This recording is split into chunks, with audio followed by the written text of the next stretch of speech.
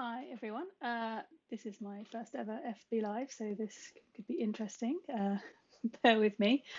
What I wanted to do today is actually kind of go over my process for creating family trees in Ancestry a little bit more. Some people might think that this is quite a basic thing to do, but actually this is the cornerstone of all my research. This is where I start. This is how I start all my professional genealogy cases. This is, it's pivotal. And the great thing about doing it in Ancestry is that if you're wanting to do DNA work, you can link it to DNA results. And I find it's really useful. You don't need to do DNA in order to use their services, obviously. If you just want to do a family tree, Ancestry is a great place to start. And as I said in my blog post, it's actually free to do a family tree on Ancestry. You do not need to have a subscription. You need the subscription to do searches, but you don't need one to actually build the tree. So let's just get started. Okay, so I have opened up my Ancestry account and I've kind of entered the bit where you go to start a new tree. I haven't demonstrated that because I have a huge amount of family trees on Ancestry, and a lot are for confidential clients. Although it's not obvious who the client is, I shouldn't really be showing you that. So I jumped straight through to the Start a New Tree page. I'm not entirely sure because it's a while since I've created a brand new account on Ancestry, but I believe it prompts you to do this automatically when you start a new account anyway. I know there's definitely some kind of prompt if you've bought an Ancestry test through them for the first time and are creating an account as part of that. So let's get started. I'm actually going to repeat the example that I did for the blog post. So that's for Barbara Windsor, who sadly left us at the end of last year. She's kind of a British stalwart. She was in all the Carry On films. She was in EastEnders for a very long time. She was definitely something of a British institution as far as actresses go. The reason I've chosen her is essentially because I wanted to do research of somebody that I know is deceased, because I don't want to get into the ramifications of doing living people research on a live tutorial. So that's why. So we're going to start off. I said in the blog post that I had gone to Wikipedia. That would be the first thing I do. So I also do research for the UK version of Who Do You Think You Are?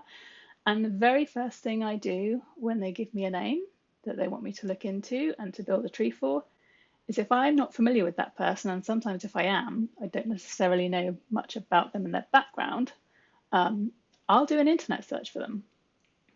Generally, there's a Wikipedia page or there's some kind of website that has some kind of biographical information. So that's exactly what I did for Barbara. So I found out that Barbara Windsor was not her real name or her birth name. It was her stage name. She was actually born Barbara Ann Weeks. So I'm going to go ahead and I'm going to put that in here. Oh, and I'm forgetting what I'm doing already, look. Okay, so this is the main screen. So I just clicked the Add New Person and it's prompting me right away to put in a name. It's up to you whether you leave this I am starting with myself checked or not. Obviously, I am not Barbara Windsor, so I can uncheck it. But all that really does, if you leave it ticked, is it will tell you, once you've built out the tree a little bit, it will tell you. So if you're clicking on, say, her 4 times great-grandparent, it will say, this is Barbara's 4 times great-grandfather. That's the advantage of leaving that ticked. So it's entirely up to you. It doesn't matter if you do, it doesn't really matter if you don't. There's not some like police force that's going to come along and say, oh, you really this person? I hope anyway, that would be weird. Okay, so Wikipedia told me that she was born Barbara Ann Deeks on the 6th of August 1937. It also told me that she was born in Shoreditch. I'm not going to enter that for now. If I wanted to, I could just enter London. I'm not that concerned at this present time, so I'm just going to click continue. So Barbara is on our tree. The Wikipedia entry also told me that her father's name was John Deeks, so we're going to put him in. Obviously, he's deceased. I don't know anything else about him, so there's nothing else I can put in at the moment. So you can see when I pressed to confirm, it's now automatically prompting me to save the tree. It will give me a name to call the tree. I'm going to leave it as that. That's fine. You can call it whatever you want. This next section, allow others to view this tree. People might living hidden. This basically has you decide straight away whether you want the tree to be public or whether you want it to be private. I'm actually going to untick it because this is obviously just for tutorial purposes. I don't really want people to see this tree. I'm not going to save it. It's up to you whether you want a tree to be public or not. I would suggest that if you are just doing this to kind of try out your tree building skills, you maybe keep things private for now, because although public family trees are great, the fact that they are public means that other people can use them in their research and they can rely on them. So if you're just trying out the waters, you don't really know what you're doing, and you want to practice or you don't feel confident, if you keep it private, no one can use it. And you can always set it to public later. So right now I'm just going to click Save Tree. You will have seen it didn't actually give me any option to add the mother at that point. But if I'd wanted to, I could have put in the mother first before him. It's just, it will only give you that prompt to save once you've put in 2 people. Okay, but let's add in the mother. So her mother was named as Rose Ellis. Again, I don't know any other details, so I'm just going to leave it at that. Right, so at this point you might be thinking, okay, well, I get that, but how do I get further? And this is where you have to start doing some research, essentially. Now, what you can see is that all our people have these little green leaves, and what that is commonly referred to is an Ancestry cheeky leaf hint. So by all means, you can click on that. You can have a look. Now, we'll see how this goes. Sometimes it's not great, is it? It can be a bit glitchy, a little bit slow, which isn't great if I'm doing a live tutorial. Now, as you can see, unsurprisingly for Barbara, a lot of the hints are photos people have uploaded of her. That's not really helpful, so I'm going to come out of that. I'm going to switch straight to the parent. Now, actually, if I think about it, if Barbara's born in 1937, then John and Rose are going to appear in the 1939 register. The only reason they wouldn't appear on the 1939 register is if John was serving in the military and was therefore excluded from the 1939 register. For those of you who don't know, the 1939 register is a British source that essentially catalogued everybody in the country just prior to the Second World War. So it's really useful. We don't have a 1931 census we can look at, so this is kind of the next best thing to work out who people were, where they were in 1939.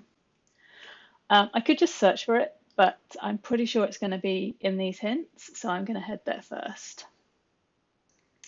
We've actually got a lot of records here. This is the one I'm interested in.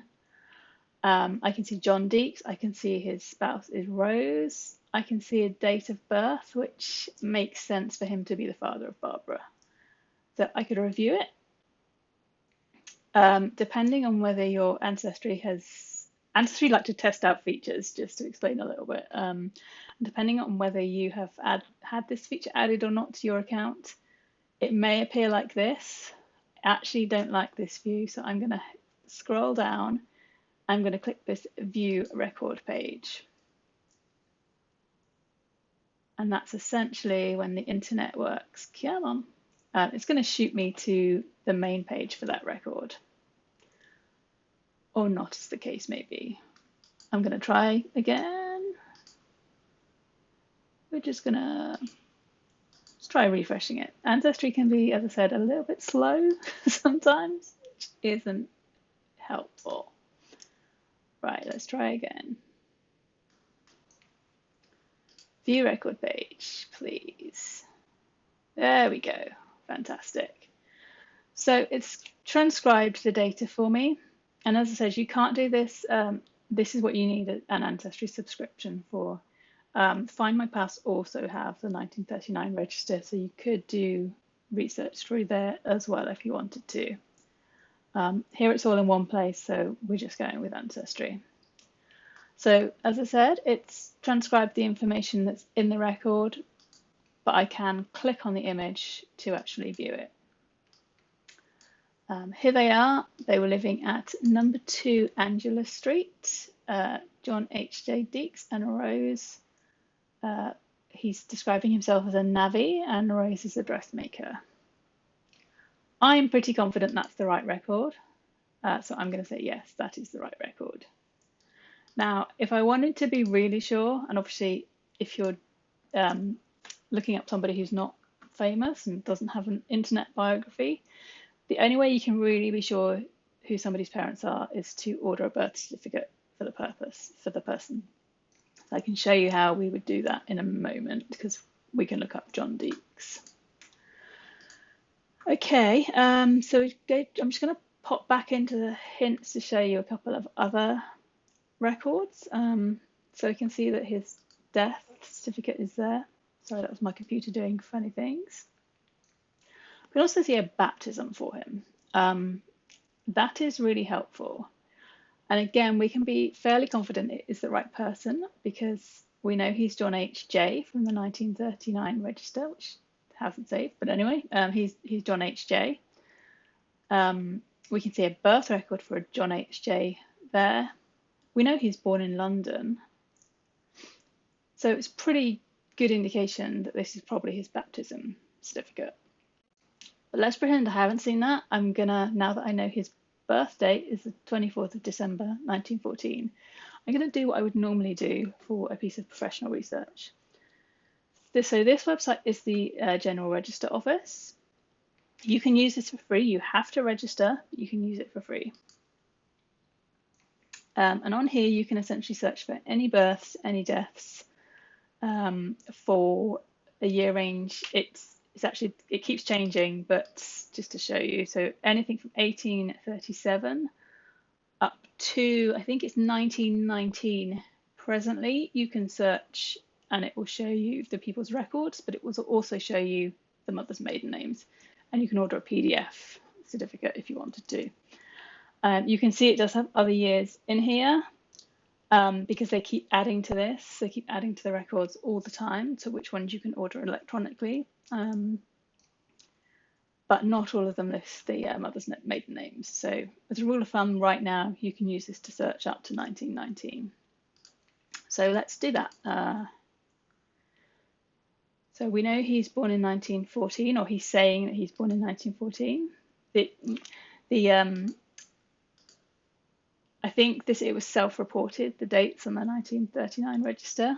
So although they may get corrected later, I'm not sure. You kind of need to double check that the date of birth is correct. My great-grandmother's, for example, seems to have been completely made up. I don't know where they got it from. Okay. Now, if he's born on the 24th of December? Yeah. So if he's born on the 24th of December, chances are he's not going to have been registered until January of 1915, and he may be wrong or may have been fudging the truth. So unless you're working with a really, really common name, I would suggest always put it as ±2 just to see what comes up. So I'm putting in Deeks, I'm putting in John. And okay. There's only 2. John Henry James. Sounds right, doesn't it? And then we can see a guy that's born in Doncaster. I don't think we're interested in him. We think it's John Henry James. So this is giving us a piece of new information. It's telling us his mother's maiden name is Ewan. So I can now come in here and add that.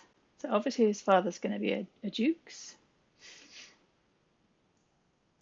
We're having the spinning wheel of death. This happens a lot. We try not to worry too much. Just refresh your page if it happens. And you may need to clear your internet cache, your cookies and such. Not your cookies, your the magical internet thing where things go to die. You need to clear that out. Okay. But I digress. I'm not IT support, so just forget that one. All right. So, oh, why did I put John? I mean, his name is John, but I don't know that yet. So let's take that back out. I'm on autopilot, clearly. Right. So at this point, when I was researching for the article, this was what I knew. And actually, then I actually did go and look at the hints and saw this and thought, well, this has got to be our guy. And this is a good thing if you have London ancestors. The London Metropolitan Archives have actually made a huge amount of their parish records available to Ancestry. I believe they're the only site that has them online, so it's really useful if you do have London ancestors to use Ancestry for this. Okay. So you get a whole page of all the different people. Where is he? Oh, he's down here, look. So from this, we know that he was baptized on the 17th of January. His name is John Henry James, as we already knew, and his father is John. It's John and Mary Ann. And they lived at 1 Winchester Street, if you wanted to know exactly where they lived. So I'm going to add that. And rather than go to this view record page, I'm going to click yes down here so you can see how it's going to work and why I don't like it, actually. This is the main reason I don't like it, and I hope they change this in future. Yeah, maybe they have changed it. So what it used to do was default, so whatever the name was in here, Mary Ann Deeks, it's not going to let you change it. As kind of a rule of thumb, I guess, you should always put a female in the tree down by their birth name, their pre-married name. Okay, so if I go back to my tree now, you can see that I have got John Henry James. It's not going to show his full name because it's too long, but we've got him and his parents. We can now do the same for Rose. Now, Rose is Rose A, and we know she's born on the 11th of June. So let's do the same thing again. Except, what did we say her maiden name was? Ellis. That seems to have changed, or maybe I put it in wrong. So she should have been born Rose A. Ellis. Okay.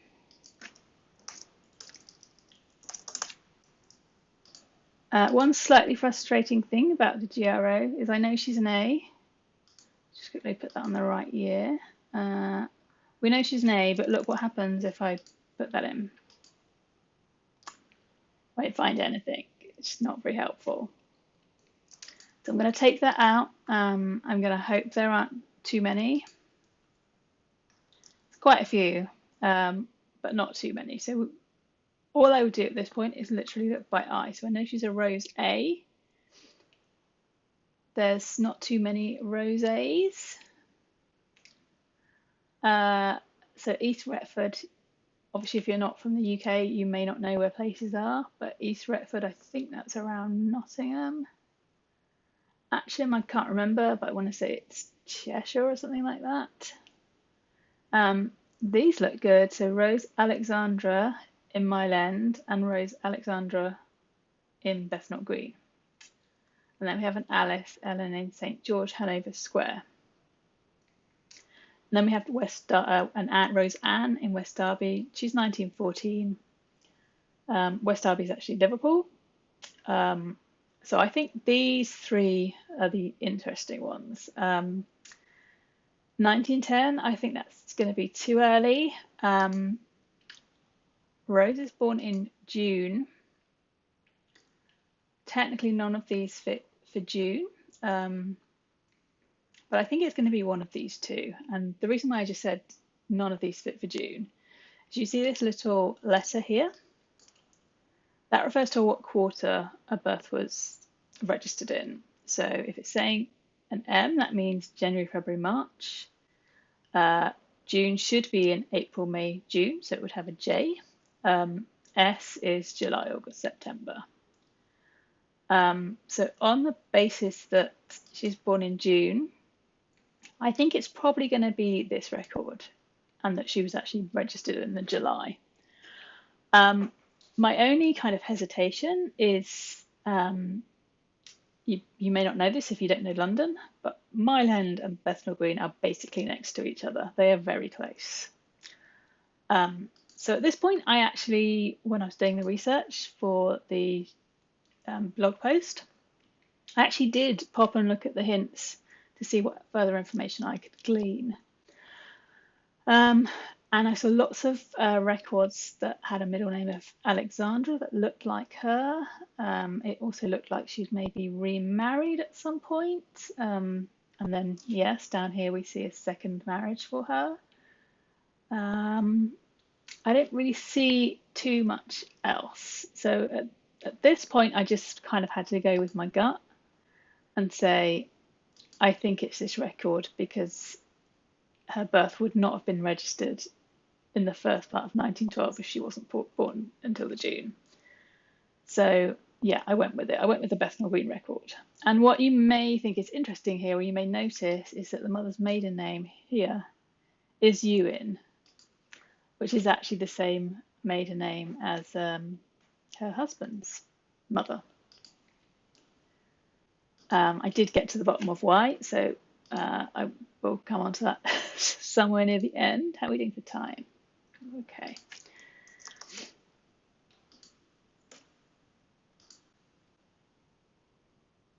Right, so I don't know much else about Rose at this point, but I know the parents' maiden names, so that's good.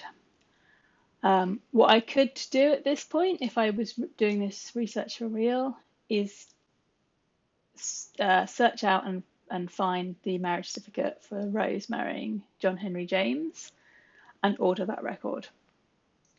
That record will show me who their parents are. Oh, sorry, not their parents, who their father was. So we already know John Henry James's father is John. We don't know the identity of Rose's father.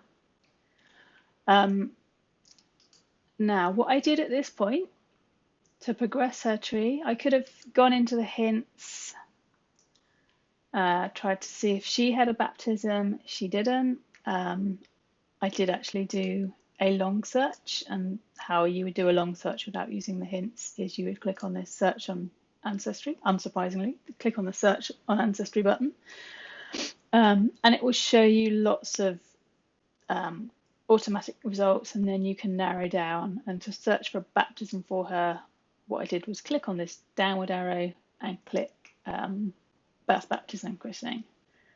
Spoiler alert, I didn't find anything. So we'll cut that one out.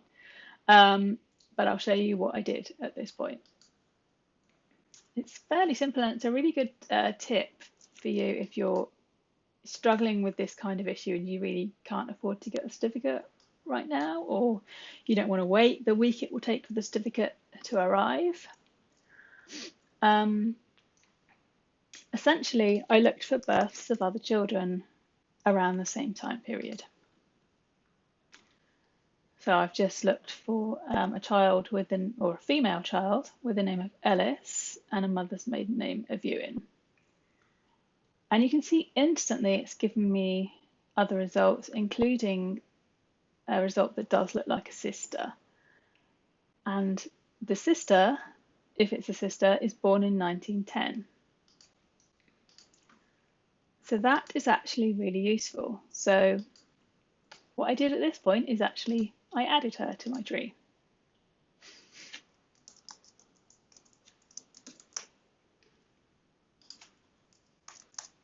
And you'll see why I did that in a moment. And I am going to put that she was born in Bethnal Green.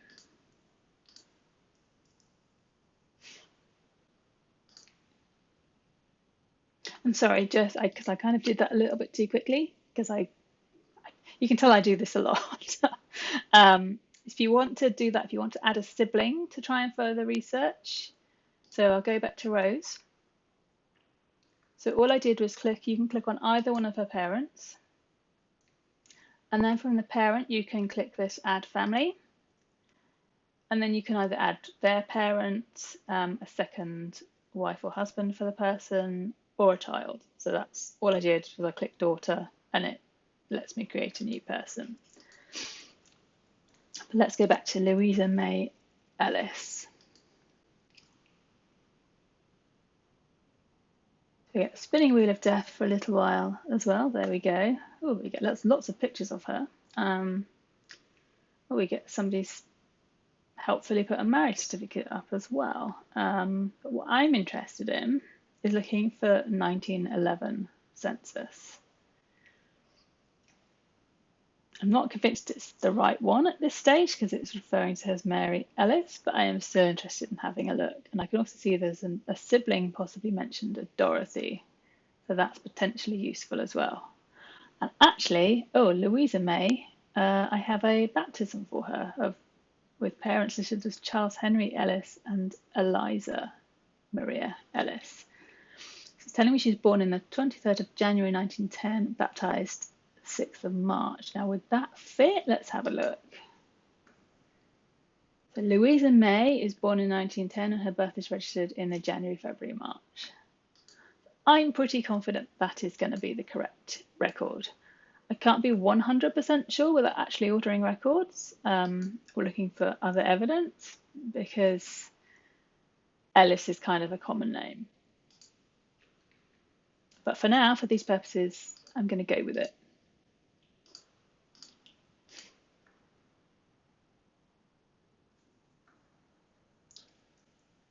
Okay. So now I'm actually going to go back to that 1911 census.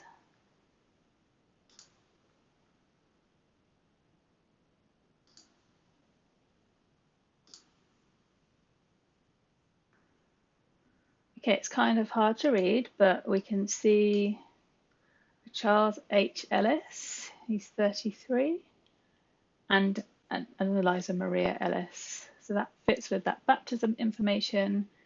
We can also have a look for Dorothy if we want to. So I'm just going to say yes for the moment to get these people quickly added to my tree. I think that's a mistranscribing situation because to me it looked like Eliza on the actual image, so I'm not going to worry too much about that. What I can do also is just have a quick look for that Dorothy in 1906.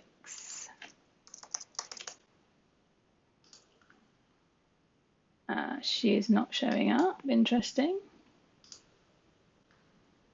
That's too many. Okay, let's take Dorothy back out and just keep it on 1906. Okay, so she's Eliza Dorothy and the mother's maiden name is Ewan. Okay, so I'm pretty sure this is the right family. I am also pretty sure that we need to change that to Ewan. I pretend that I just made that mistake because I'm nervous and on my first ever live broadcast. But actually I do that all the time and have to go back and change it. So even us professional genealogists are not infallible and we make mistakes. And the other thing I should say that is in reality, I always order the records. I always order the records to double check. Partly because obviously I'm doing work for clients and they want the source records, but also I need to do all my necessary tree verification. When you're just starting out and you're practicing building trees, you do what you can afford, right? You decide what are the most important records to buy, which are generally the ones that are going to help you progress your research. So my advice right now is don't worry too much about it. Just do what verification you can with online records.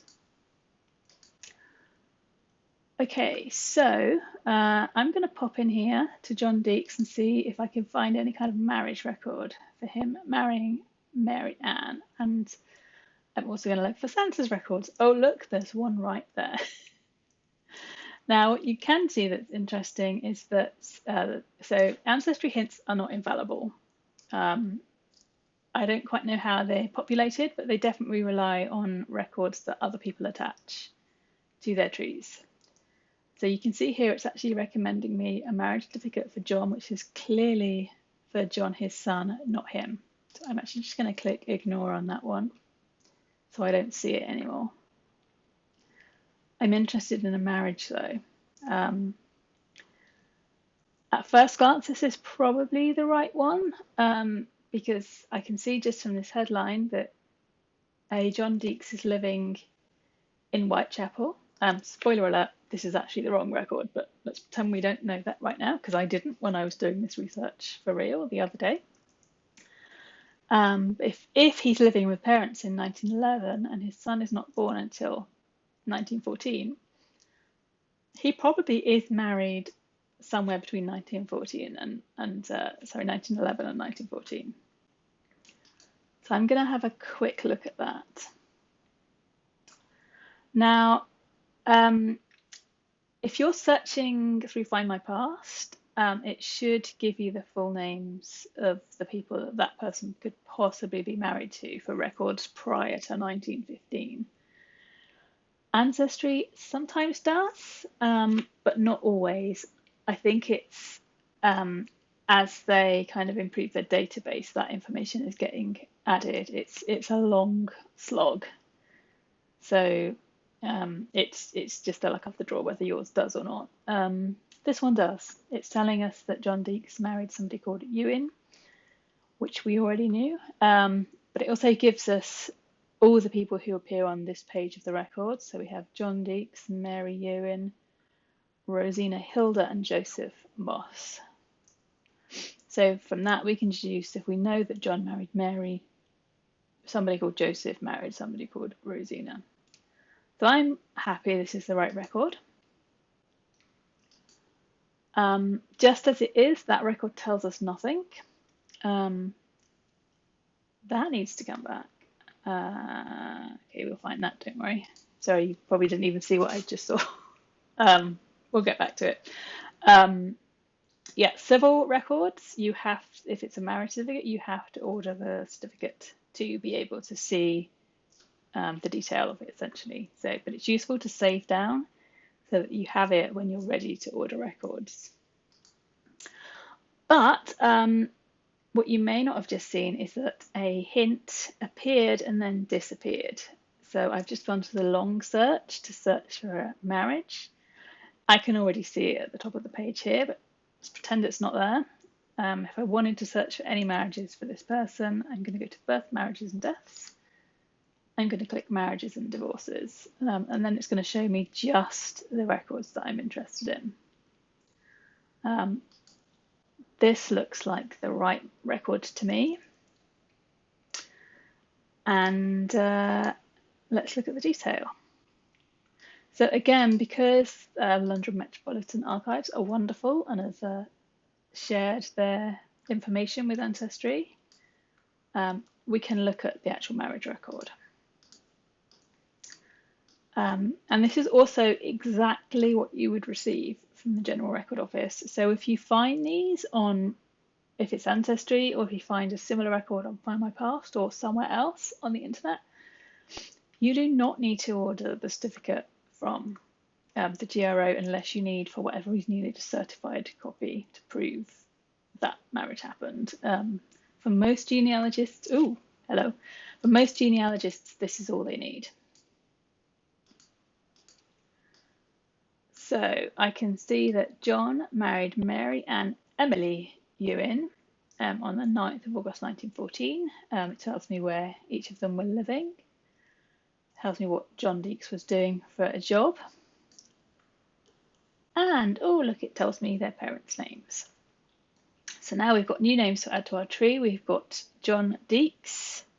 Kind of looks like Cooks, but no, that's Deeks. And James Ewan. So I'm going to add that to my tree. Okay.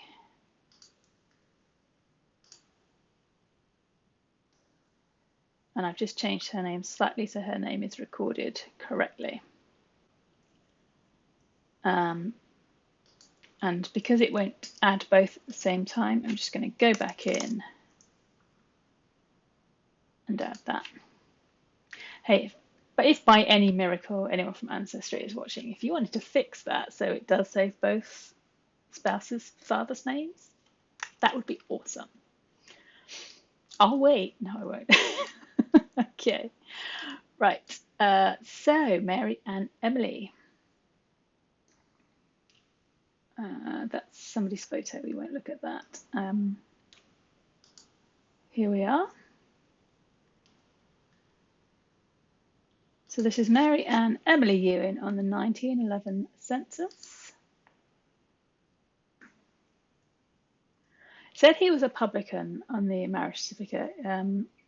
Maybe he did that later, but it looks like in 1911 he's a walking stick maker.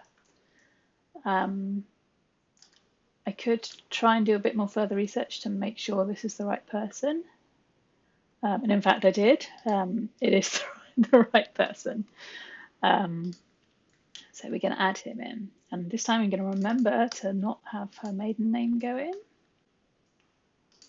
I could add the siblings if I wanted to. I'm not that concerned right now. I'm just following my direct lines. Okay. Now at this point, I'm actually going to look, whilst I'm here, I'm going to try and find her birth record. And actually it looks like she was still alive on the 1939 register, so we've got a bit of information to check for a birth record for her. Actually just going to go with that. Now one record said 1894, the 1939 says 1896, so I'm going to go in the middle and say ±2. Mary Alice. That doesn't seem right to me. Okay.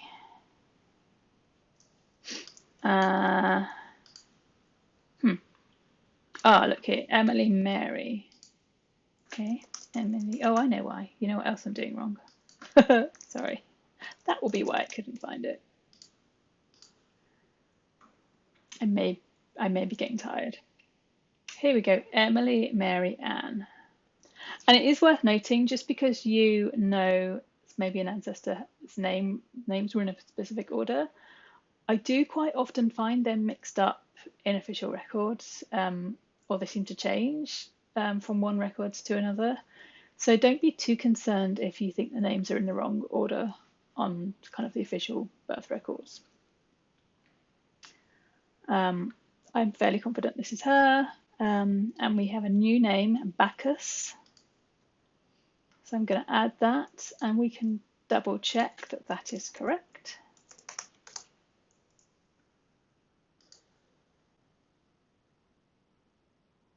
Okay, cool. So I suspect if I look in the hints, I might find a marriage clue. Yes, I do. Somebody's kindly saved it. Do we have an official record? Yes, we do.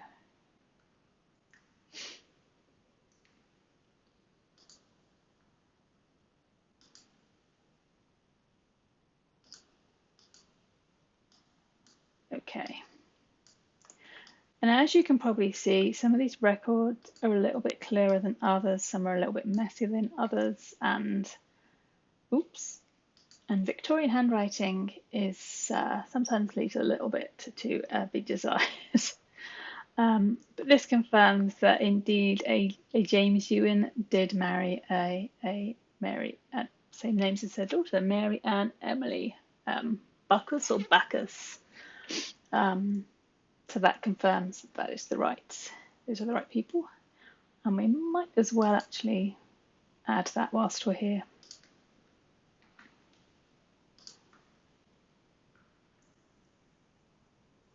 Okay. So I'm going to flip back to the tree now. It's 15:40 already, my goodness. Time flies when you're having fun. So you can see I haven't got as far on this little tutorial as I did for the blog post. It took me about an hour actually to get to fill out all these 8 great-grandparents. I was actually also interested in the fact that these 2 individuals, although they're on different sides of the tree, they have the same name. And actually, if we let's quickly add Eliza Maria, see if we can find her parents. Oh, that's useful. So we have a marriage record. So we can see that she's born about 1883, and she was married in 1904, and her father is also given as James Ewan. Okay.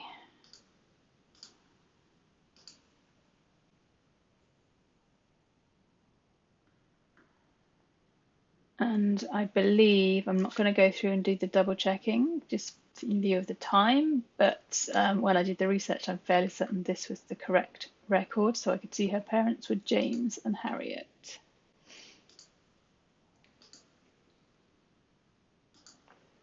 See, this is what I was talking about earlier. It's not giving me any option. Oh, it is. You can click on it. I did not know that. I have learned something on my own tutorial. What I was going to say was it didn't allow you to take the first name, the surname out or change it, but it turns out it does. You just have to click on that. Ancestry, please make that more obvious. Thank you. Okay. So if I quickly flip back, I can see that Eliza's parents were James and Harriet. He's about 20 years younger than this James. I wonder if his parents are James and Harriet.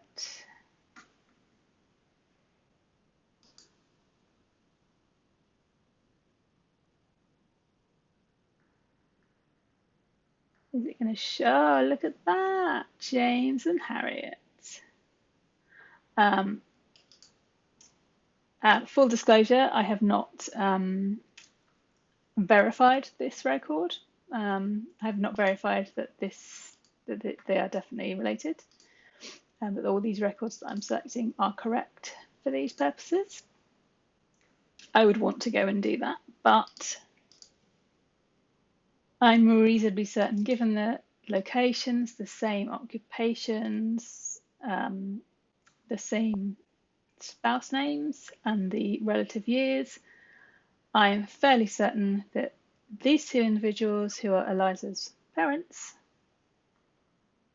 are this James's parents as well. So basically these are the same people.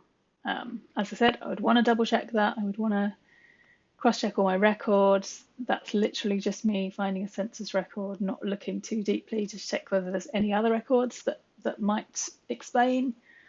But probably yes. So these people are simultaneously Barbara's a set of paternal great-grandparents and maternal great-great-grandparents. So there you go. I hope that was semi-useful for you. If you have any questions, I can't see any comments coming in, but if you have any questions, you're rewatching, please feel free to leave them under this video. Or drop me a line. It's preferable to actually leave them in the comments, because then I can reply, and other people who probably have the same question will see the answer. So yeah, I hope to do this every week. I will try and keep them to 30 minutes, not the 45 minutes that this one has got to, because I appreciate it's quite a lot to take in. But it'll be different kind of tutorials on straight genealogy and genetic genealogy. And if you have any specific requests of things that you would like me to cover, please let me know. All right, I'm going to sign off here. Goodbye.